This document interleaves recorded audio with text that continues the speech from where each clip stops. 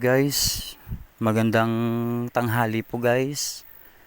Wag muna tayo guys, magtitreasurehan muna tayo guys. Konting trivia muna tayo guys sa mga nangyayari ngayon sa atin bayan guys.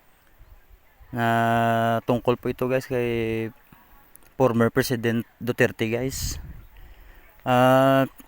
Sa darating po guys na halaran guys, i-vote straight nyo po yan guys, yung mga tao po guys ni Pangulong Duterte guys.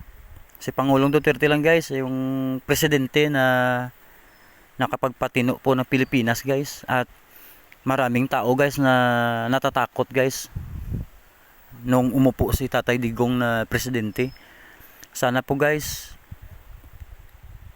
i-straight vote natin yung mga tao ya guys, PBP laban guys. Huwag natin hayaan guys na makaupo guys yung mga tao na hindi po guys hangad ang serbisyo, kundi pagnanakaw lamang sa bayan guys.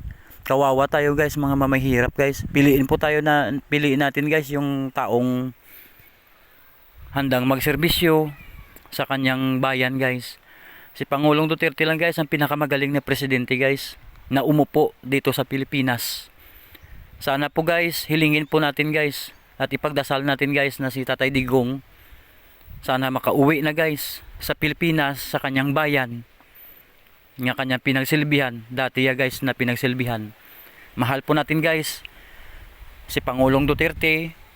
Sana po guys isama natin siya guys sa ating pagdasal guys na makauwi na siya guys dito sa Pilipinas. Marami po guys na Pilipino nga nagmamahal po sa kanya guys.